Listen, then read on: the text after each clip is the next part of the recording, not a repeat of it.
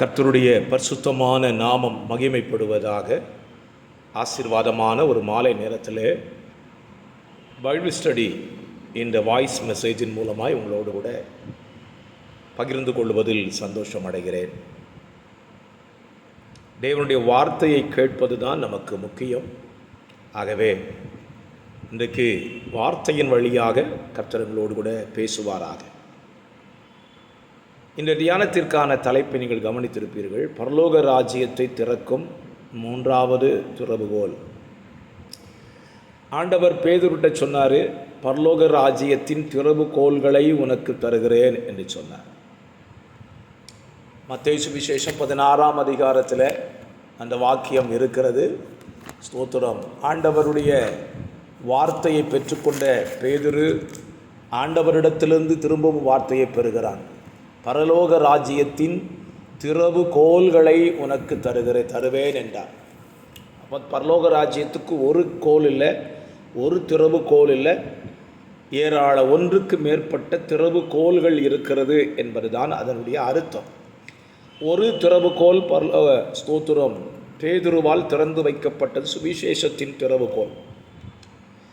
அதே போல பேதுருவால் அப்போஸ்தலர்களால் திறக்கப்பட்ட இன்னொரு திறவுகோல் என்ன என்றால் பரிசுத்த ஆவியை பெற்றுக்கொள்ளுகிற திறவுகோல். அதுவும் பேதுரு தம்முடைய சகோதரர்களோடு அப்போஸ்தலர்களோடு காத்திருந்த பொழுது பரலோக ராஜ்யத்தில் இருந்ததான பரிசுத்த ஆவியானவர் பூமியின் மீது ஜலத்தின் மீது ஊற்றப்பட்ட சம்பவம் அப்போஸ்தலர் 2ஆம் அதிகாரத்திலே வாசிக்க முடியும். சரி, இன்றைக்கு நம்முடைய வாழ்க்கையில் நாம் இந்த பரலோகத்தை திறக்கக்கூடிய திறவுகோலை தான் தியானிக்க போகிறோம். ஆதாரமாக வெளிப்படுத்தல் 4ஆம் அதிகாரம் 1-2 வசனங்களை உங்களுக்கு நான் வாசிக்க விரும்புகிறேன். இவைகளுக்கு பின்பு இதோ பரலோகத்தில் திறக்கப்பட்டிருந்த ஒரு வாசலை கண்டேன். முன்னே எக்கால சத்தம் போல என்னோடு நான் பேச கேட்ட சத்தமானது, இங்கே ஏறி வா, இவைகளுக்கு பின்பு சம்பவிக்க வேண்டியவைகளை உனக்கு காண்பிப்பேன் என்று விளம்பினது. உடனே ஆவிக்குள்ளானேன். பரலோக ராஜ்யத்தை திறக்கணும் அப்படின்னு நீங்கள் நினச்சிங்கன்னா மாம்சத்தில் பரலோக ராஜ்யத்தை திறக்க முடியாது. யோவானுக்கு ஒரு காரியம் வெளிப்படுத்தப்படுகிறது. இவைகளுக்கு பின்பு சம்பவிக்கப் போகிறவர்களை உனக்கு காண்பிப்பேன் என்று சொல்லுகிறார். இவைகளுக்கு பின்பு சபை எடுத்துக்கொள்ளப்பட்ட பின்பு பூமியில் என்ன நடக்கும், பரலோகத்தில் என்ன நடக்கும், மத்திய ஆகாயத்தில் என்ன நடக்கும் என்பதை யோவானுக்கு தேவன் வெளிப்படுத்த விரும்பினார். யோவான் இப்பொழுது மாம்சத்தில் இருக்கிறான். ஸோ மாம்சத்தில் இருக்கிற ஒருவன் ஆவிக்குரிய காரியத்தை புரிந்து கொள்ளவோ அறிந்து கொள்ளவோ முடியாது. ஆகவே ஆண்டவர் அவனை ஆவிக்குள்ளாக மாற்றுகிறார். கவனியுங்கள், உடனே ஆவிக்குள்ளானேன் அப்படின்னு சொல்லப்பட்டிருக்கும். இதை நீங்கள் பழைய ஏற்பாட்டில் பல இடங்களில் வாசிக்க முடியும். எசேக்கியேல் தீர்க்கதரிசியை குறித்து சொல்லப்பட்டிருக்கிறது, ஆவிக்குள்ளானேன். அப்போ ஆவிக்குள்ளாகிற ஒரு மனுஷனால தான் பரலோக ராஜ்யத்தை திறக்க முடியும். அதனால தான் ஆண்டவராகிய இயேசு கிறிஸ்து தாம் பூமியில் வாழ்ந்த நாட்களில் ஒருவன் ஜலத்தினாலும் ஆவியினாலும் பிறவாவிட்டால் தேவனுடைய ராஜ்யத்தில் பிரவேசிக்க மாட்டான் என்று சொல்லுவதற்கு காரணம் அதுதான். அப்போ தேவனுடைய ராஜ்யத்திற்குள்ளே அல்லது பரலோக ராஜ்யத்திற்குள்ளே நாம் போகணும் அப்படின்னா ஆவியினால் நிரப்பப்படுகிற அனுபவம் நமக்கு ரொம்ப ரொம்ப அவசியம். இந்த வசனத்தை நான் வாசிக்கும் பொழுது கடந்த நாட்களை தியானித்த காரியம் என்றால், நம்ம இன்றைக்கி அநேக போதகர்கள் போதக பிதாக்கள் ஆராதனை நடத்தும் போது சொல்லுவார், நம்ம எல்லோரும் ஆவியில் ஆராதிப்போம், ஆவியில் நிரம்புவோம் என்றெல்லாம் சொல்லுவார்கள். கரெக்ட். நானும் சபையிலே சொல்லுகிறது வழக்கம், சொல்லவும் செய்கிறேன். ஆவியில் நிரம்பி ஜெபம் பண்ணுவோம் என்றெல்லாம் சொல்லுவோம். நான் வேத புத்தகத்தை படித்த பொழுது அவர்கள் ஜெபம் பண்ணின பொழுது ஆவியில் நிரம்பினார்கள் என்று எழுதப்படலை. அவர்கள் ஜெபம் பண்ணின பொழுது ஆவியினால், பரிசுத்த ஆவியினால் நிரப்பப்பட்டார்கள் என்று எழுதப்பட்டிருக்கு. அப்போ பரிசுத்த ஆவியினால் நிரப்பப்படுதல் வேற, நாம் நிரம்புவது வேறு. நாம் நிரம்பினா எப்படி நிரம்புவோம்? நமக்கு ஏற்கனவே நமக்குள் ஒரு அபிஷேகம் இருக்கிறது, நாம் பெற்றுக்கொண்டது அபிஷேகம், அது நம்மளை விட்டு விலகாது. அப்படி போல் இந்த அபிஷேகத்தில் நமக்கு இருக்கிறதுனால நமக்கு தெரியும், நல்ல கைகளை தட்டி அந்த பாஷைகளை பேசினால் நாம் ஆவியில் நிரம்பி விட்டோம் என்று திருப்திப்பட்டு கொள்வோம். ஆனால் ஒன்றை கவனிக்க தவறுகிறோம். நிரம்புதல் என்பதை விட நிரப்பப்படுதல் என்பதுதான் சரியானது. ஆமேனா? கர்த்தர் நம்மை அப்படி நடத்தட்டும். அதுதான் நம்மை வேறு அனுபவத்துக்கு நம்மை கொண்டு செல்லக்கூடியதான ஒரு காரியம். என்னை கேட்கிற அருமையான கர்த்தருடைய பிள்ளைகளை, உங்கள் வாழ்க்கையில் இந்த பரிசுத்த ஆவியினால் நிரப்பப்படுகிற அனுபவங்கள் உங்களுக்குள்ள இருக்குதா அப்படிங்கிறத நீங்கள் சற்று யோசித்து பாருங்கள். பரலோக ராஜ்யத்தை திறக்கிறதுக்கு ஆவிக்குள்ளாக ஆனேன் என்று எழுதப்பட்டிருக்கும். 1ஆம் அதிகாரம் வெளிப்படுத்தல் 1ஆம் அதிகாரம் 10ஆம் வசனத்தில் கர்த்தருடைய நாளில் ஆவிக்குள்ளானேன் என்று எழுதப்பட்டிருக்கு. அப்போ அந்த நாளில் நீங்கள் கேட்கலாம், அவன் ஆவிக்குள்ளானேன் தான் சொல்லுகிறான் அப்படின்னா, அவனாகவே ஆவிக்குள்ளாய் மாறலை, அவனை தேவன் மாற்றுகிறார். ஸ்தோத்திரம். தன்னை தான் எதிர்காலத்தில் செய்யப்போகிற ஒரு காரியத்தை வெளிப்படுத்துவதற்கு அதை கேட்கிற மனிதன் ஆவிக்குள்ளாக அல்லது தேவ பிரசன்னத்துக்குள்ள வந்தாதான் அதை புரிந்து கொள்ள முடியும் என்பதை தேவன் அறிந்திருக்கிறார். வேதத்திலிருந்து சில சம்பவங்களை உங்களோடு கூட நான் சொல்ல விரும்புகிறேன், நீங்கள் புரிந்து கொள்வீர்கள். பழைய ஏற்பாட்டில் ஆண்டவர் மோசையை சந்திக்கிறார். மோசையை சந்தித்து முச்செடி நடுவிலே தரிசனமாகி ஊழியத்துக்கு அழைக்கிறார், தெரிந்து கொள்ளுகிறார், எகிப்துக்கு கொண்டு போகிறார். எகிப்திலே 10 வித வாதைகளுக்கு பின்பு அவர்கள் பலத்த சேனையோடு கூட புறப்பட்டு வருகிறார்கள். அவர்கள் சீனாய் வனாந்திரத்தில் வந்த பொழுது கர்த்தர் மோசையை தன்னிடத்திற்கு அழைக்க விரும்புகிறார். எதற்காக? தன்னுடைய ஜனத்தை நான் வேறு பிரித்து விட்டேன், என் ஜனத்துக்கென்று ஒரு பிரமாணம், என் ஜனத்துக்கென்று ஒரு பாதை, என் ஜனத்துக்கென்று ஒரு வழி, இப்படி வகுத்து கொடுத்து அந்த பாதையில் தான் என் ஜனம் நடக்கணுங்கிறத கர்த்தர் அறிந்ததினால அவங்களுக்கு பிரமாணத்தையும் கற்பனைகளையும் கட்டளைகளையும், ஸ்தோத்திரம், அவன் உட்கார்றது எப்படி, நடக்கிறது எப்படி, சாப்பிட்றது எப்படி, பிரயாணம் போகிறது எப்படி, ஸ்தோத்திரம் வீடு கட்டுறது எப்படி, ஸ்தோத்திரம் காணிக்கை கொடுக்கறது எப்படி, ஆராதனை நடத்துறது எப்படின்னு சொல்லி தெளிவாக பேசுகிறார். இதை பேசுறதுக்காக மோசையை தேவன் சீனாய் மலைக்கு மேலே வர சொல்லுகிறார். அந்த மலை மேலே போய் அவன் தனித்து 40 நாட்கள் தேவ சமூகத்தில் உட்கார்ந்துருக்கார். ஒரு கேள்வி, ஆண்டவர் தன்னுடைய ஜனத்துக்கு சொல்ல வேண்டிய காரியத்தை கீழே வச்சு சொல்லிட வேண்டியதானே? மோசையை ஓரை பர்வதத்தில் சந்திக்கும் போது கீழே தானே சந்தித்தார். பர்வதத்தின் அந்த ஓரை பர்வதத்தில் அடிவாரத்தில் நிற்கும் போது முச்செடி பற்றி எரிகிறது. மோசை தேவனால் பேசி அழைக்கப்படுகிறான், கீழே தான் நடந்துச்சு. ஆனால் இங்கே மட்டும் அவனை மேலே வர சொல்கிறார். அப்போ மோசை மலை மேலே போனால் என்ன நடந்திருக்கும்? அவன் தேவ பிரசன்னத்துக்குள்ளே போயிருப்பான். நீங்கள் மோசையினுடைய வாழ்க்கையில் 2வது பகுதியை படிச்சிங்கன்னா மறுபடியும் 40 நாள் போய் உட்கார்ந்துருக்கிறான். அந்த 40 நாள் உட்கார்ந்துட்டு அவன் திரும்ப வரும்போது அவன் முகம் பிரகாசித்திருந்ததை அவனால் அறிய முடியல. ஜனங்கள் பார்க்குறான். ஒரு கேள்வி, ஏன் முதல் 40 நாள் உட்காரும்போது தேவ பிரசன்னத்தில் இருந்த முகம் பிரகாசிக்கலையான்னு கேட்கலாம். உண்மையிலேயே மோசையினுடைய முகம் பிரகாசமாக தான் இருந்திருக்கு, சந்தேகம் இல்லை. ஆனால் 40 நாள் முடிக்கும்போது கீழே ஜனங்கள் செய்த தவறினாலே தேவனும் மோசையினிடத்தில் ஒரு மேட்டரை சொல்லிட்டார். உன் ஜனங்கள் தங்களை தாங்களே கெடுத்து கொண்டார்கள், நான் இவர்களை அழிக்க போகிறேன்னு சொன்னேன். தேவ பிரசன்னத்தில் இருந்தவன் ஒரு துக்ககரமான செய்தியை கேட்ட உடனே அந்த பிரசன்னத்தை அப்படியே அளந்துட்டான். என்னை கேட்கிற அருமையான கர்த்தருடைய பிள்ளைகளே, பரலோக ராஜ்யத்தின் காரியங்களை நாம் அறிந்து கொள்ள வேண்டுமானால் தேவனுடைய பிரசன்னத்துக்குள்ள நம்ம போக வேண்டியது நம்ம மேல் விழுந்த கடமை. தேவ பிரசன்னத்துக்குள்ள போகாமல் தேவ காரியங்களை நம்மால் புரிந்து கொள்ள முடியாது. நாம் மாம்சத்தில் இருந்தால் மாம்சத்துக்கு அடுத்த காரியங்களை தான் சிந்திப்போம், பேசுவோம், எல்லாம் அப்படி தான் நடக்கும். ஆனால் நீங்கள் ஆவிக்குரியவர்களாய், ஆவியில் நீங்கள் நிரப்பப்பட்டவர்களாய்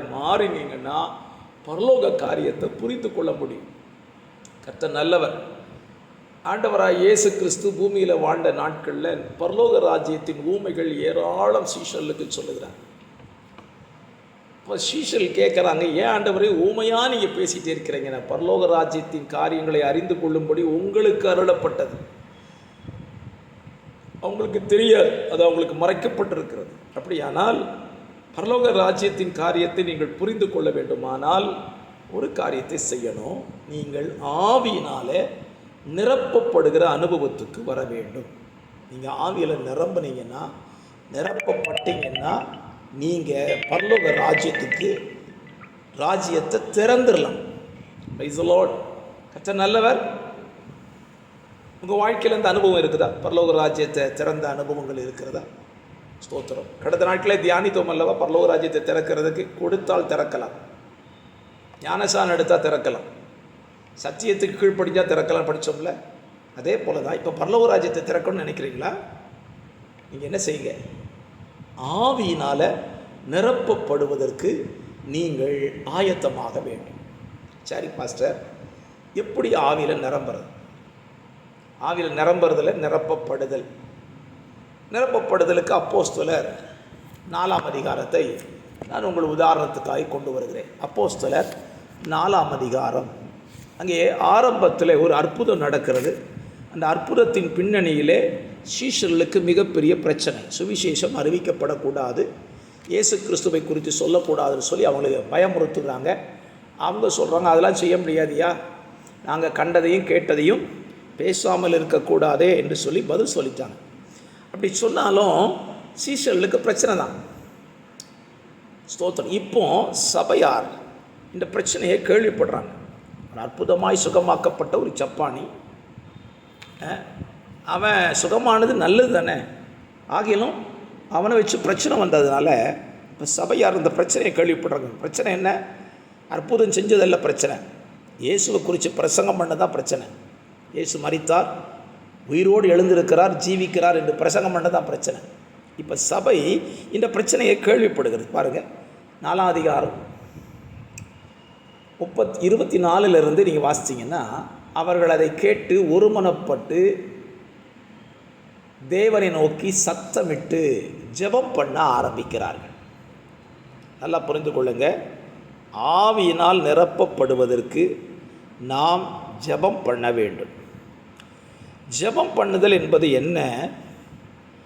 நம்முடைய பிரச்சனைகளை, நம்முடைய காரியத்தை தேவனுக்கு தெரியப்படுத்துவது. இந்த அதிகாரத்தில் அவங்க எப்படி ஜெபம் பண்ணாங்க அப்படி பாருங்கள். இன்றைக்கி நம்ம ஜெபத்துக்கும் அவங்க ஜெபத்துக்கும் வித்தியாசம் இருக்குது. அவங்க ஜெபம் பண்ண ஆரம்பிக்கும் போது முதல்ல தேவனை உயர்த்துகிறார்கள். எப்படி உயர்த்துகிறாங்க? கர்த்தாவே, நீர் வானத்தையும் பூமியும் சமுத்திரத்தையும் அவைகளில் உள்ள யாவையும் உண்டாக்கின தேவனாயிருக்கிறீர். ஜெபத்தில் ஃபஸ்ட்டு நம்முடைய தேவனை நாம் உயர்த்த வேண்டும். ஜெபங்கிறது நம்ம பிரச்சனைகளை மட்டும் சொல்கிற நேரம் கிடையாது, தேவனை உயர்த்துகிற நேரம். ஆமேனா? கர்த்தர் நல்லவர். அப்போ தேவனை உயர்த்துகிறது ஜெபத்தில் முக்கிய பங்கு முதல்ல. ரெண்டாவது, அவங்க ஆண்டவர்கிட்ட இப்போ பிரச்சனையை சொல்லலை. என்ன பிரச்சனையை கொண்டு போகிறாங்க அப்படின்னா, அந்த பிரச்சனைக்குரிய வசனங்களை பொறுக்குகிறார்கள். அவங்களுக்கு என்ன பிரச்சனை? இயேசு கிறிஸ்துவை குறித்து பிரசங்கம் பண்ணக்கூடாது, அதுதான் பிரச்சனை. இந்த பிரச்சனைக்கு பைபிளில் என்ன வசனம் இருக்குதுன்னு பொறுக்கிறாங்க. பாருங்கள், இது ஒரு நல்ல அனுபவம். கோலியாத்தை சந்திக்கிறதுக்கு தாவீது புறப்பட்டு போகிறான். he is collected 5 stones, 5 கற்களை பொறுக்கி எடுக்கிறான். ஏராளமான கல் அந்த ஏலா பள்ளத்தாக்கின் நதியிலே ஓடிக்கொண்டிருக்க கிடந்திருக்கலாம். ஏன் 5 மட்டும் பொறுக்கிறான்? அது ஒரு கேள்வி தானே. 5 கல்லை ஏன் பொறுக்கணும்? ஆனால் பொறுக்கிறத நீங்கள் யோசிங்க. செலக்டட் ஸ்டோன்ஸ், குறிப்பிட்ட கற்கரையை எடுத்துக்கொள்கிறான். இப்போ நம்ம ஜெபம் பண்ணும்போது நம்ம பிரச்சனைக்குரியதான வேத வசனங்களை, அதை சார்ந்த வேத வசனங்களை வேதத்திலிருந்து எடுத்து அதை தேவனுக்கு தெரியப்படுத்துகிற அனுபவம் நமக்குள்ளே உண்டாயிருக்கும். ஆமேனா? கர்த்தர் நல்லவர். ஸ்தோத்திரம். அது நடக்கலையே. நம்ம ஜெபம் பண்ணும் போதெல்லாம் நம்ம பிரச்சனையை நம்ம கதையில் நம்ம வாயில் என்னென்ன வார்த்தை வருதோ, நம்ம உள்ள என்ன நிறைஞ்சிருக்கிறதோ எல்லாம் சொல்லிடுவோம். ஆனால் இவங்க சொல்லிக் கொடுக்காம பாருங்கள். 25ஆம் வசனம் 26ஆம் வசனத்தில் 2 வசனம் இருக்குது. அதுக்கு அவங்க எந்த வசனத்தை பொறுக்கு நாங்கள் பழைய ஏற்பாட்டில் சங்கீதம் 2ஆம் அதிகாரத்தை எடுக்கிறாங்க. சங்கீதம் 2 எடுத்து பேசுகிறாங்க. புறஜாதிகள் கொந்தளித்து ராஜ்யங்கள் விருதா காரியத்தை சிந்திப்பானேன். கர்த்தருக்கு விரோதமாகவோ அவர் அபிஷேகம் பண்ணதுக்கு விரோதமாக பூமியின் ராஜாக்கள் எழுப்பி நின்று ஏகமாய் கூட்டம் கூடினார்கள் அப்படின்னு சொன்ன வசனத்தை இப்போ எடுத்து இப்போ உள்ள பிரச்சனைக்கு அவங்க சேர்க்குறாங்க ஆண்டவர்கிட்ட. அன்னைக்கு சொன்னீங்களப்பா, அது இன்னைக்கு நடக்குது இப்படி சொல்லி ஆண்டவர்கிட்ட தங்கள் பிரச்சனையும் சொல்கிறாங்க. ஆண்டவரே, இந்த வார்த்தையை நீங்கள் கேட்குறீங்க, இந்த வசனம் இப்படி சொல்லுது, ஒரு இப்போ பிரச்சனை பண்ணுறான் அப்படின்னு தன்னுடைய பிரச்சனையையும் சொல்லிவிட்டு ஆண்டவர்கிட்ட என்ன கேட்குறாங்க? ஆண்டவரே, உம்முடைய பரிசுத்த பிள்ளையாய் இயேசுவின் நாமத்தில் அற்புதங்களும் அடையாளங்களும் நடக்கும்படி, பிணியாளிகளை குணமாக்கும்படி உம்முடைய கரத்தை நீட்டி உம்முடைய ஊழியக்காரர் உம்முடைய வசனத்தை முழு தைரியத்தோடு சொல்லும்படி அவர்களுக்கு அனுக்கிரகம் செய்தருளும் என்றார். ஒரு அற்புதம் நடந்துச்சு. மற்றவங்க திரும்பவும் சொல்கிறாங்க, திரும்பவும் அற்புத அடையாளங்கள் நடக்கணும், முடியும் ஊழியக்காரர் வசனத்தை தைரியமாக பிரசங்கம் பண்ணணும்னு சொல்லி ஜெபம் பண்ணினார்கள். நல்லா புரிஞ்சுக்கோ, இது வரைக்கும் இவங்க ஆவியானவரால் நிரம்பவும் இல்லை, நிரப்பப்படவும் இல்லை. ஜெபம் அப்படின்னாலே ஜெபம் பண்ணுங்க. ஜெபம் பண்ணும்போது ஆவியில் நிரம்புறது தவறு. அப்போ நம்ம ஜெபிக்க வர்ற விஷயம் மாற்றப்படும். இப்போ இவங்க ஜெபம் பண்ணார்கள். 31ஆம் வசனத்தில் அவர்கள் ஜெபம் பண்ணின போது அவர்கள் கூடியிருந்த இடம் அசைந்தது, அவர்கள் எல்லாரும் பரிசுத்த ஆவியினாலே நிரப்பப்பட்டு தேவ வசனத்தை தைரியமாய் சொன்னார்கள். ஆமே, இந்த வசனத்தை புரிஞ்சுக்கிட்டீங்களா? இப்போ இவங்க ஜெபம் பண்ணாங்க, ஆண்டவரை உயர்த்தினாங்க, எல்லாம் செஞ்சு தன்னுடைய பிரச்சனைகளையும் ஆண்டவர்கிட்ட சொல்லி முடித்த உடனே இப்போ அவங்க வேலை முடிஞ்சிட்டு, ஜெபிக்கிற வேலை அவங்க வேலை முடிஞ்சிட்டு. இப்போ ஆண்டவருடைய வேலை என்ன வேலை? ஜெபம் பண்ணவனுக்கு ரிசல்ட் கொடுக்கணும். என்ன ரிசல்ட் கொடுக்கணும்? அவர்களை பரிசுத்த ஆவியினால் நிரப்பி தைரியத்தை கொடுத்து வார்த்தையை சொல்ல வைக்கணும். இது அவர் வேலை. என்னை கேட்கிற அருமையான கர்த்தருடைய பிள்ளைகளே, நம்ம வாழ்க்கையில் இந்த 2 காரியம் நடக்கணும். நம்ம டியூட்டியை நம்ம செய்யணும், அவர் டியூட்டியை அவர் செய்வதற்கு நாம் இடம் கொடுக்கவும் செய்யணும். ஆமென். கர்த்தர் நல்லவர் தானே. கர்த்தருடைய நாமம் ஸ்தோத்திரிக்கப்படுவதாக. இந்த மாலை நேரத்திலேயும் நான் இது எதற்கு சொல்லுகிறேன்? பரிசுத்த ஆவியினால் நிரப்பப்படுதல் என்பது தேவ காரியத்தை பெற்றுக்கொள்வதற்கு உதவிகரமாக இருக்கும். உங்கள் வாழ்க்கையில் தேவனிடத்திலிருந்து சில காரியங்களை கற்றுக்கொள்ள விரும்புகிறீர்களா? பரிசுத்த ஆவியினால் நிரப்பப்படுவதற்கு உங்களை நீங்கள் என்ன செய்யுங்க? ஒப்பு கொடுங்க. யோவான் பரிசுத்த ஆவியினால் நிரப்பப்பட்டால் அவனுக்கு பரலோக தரிசனங்கள், ஸ்தோத்திரம், சபை எடுத்துக்கொள்ளப்பட்ட பின்பு மத்திய ஆகாயத்தில் என்ன நடக்குது, பூமியில் என்ன நடக்கும், பரலோகத்திலிருந்து என்ன செய்கிறார் பிதாவானவர் என்பதை வெளிப்படுத்தல் முழு பகுதியையும் எழுதி வைத்திருக்கிறார். ஒரு மனிதன் ஆவிக்குள்ளாய் மாறும்போது இத்தனை காரியங்கள் நடைபெறுவதை உங்கள் வாழ்க்கையிலே நீங்கள் அனுபவிக்கலாம். ஆகவே இந்த சுருக்கமான வேத தியானத்தின்படி ஒரு காரியத்தை ஆழமாய் பதிவு செய்கிறேன். பரலோக ராஜ்யத்தை திறக்கணும் அப்படின்னு நினச்சிங்கன்னா ஆவியினால் நிரப்பப்படுவதை எதிர்பாருங்கள். ஆவியினால் நிரப்பப்படுதல் ஆவியானுடைய வேலை. நம்ம வேலை தேவனை உயர்த்தி தேவனிடத்தில் ஜெபிப்பது நம்முடைய வேலை. இதை நாம் செய்தால் நிச்சயமாய் சொல்லுவேன், பரலோக ராஜ்யத்தை நம்மால் என்ன செய்ய முடியும்? திறக்க முடியும். இந்த வார்த்தை இன்றைக்கு உங்களுக்கு பிரயோஜனமாக இருந்தது நம்புகிறேன்.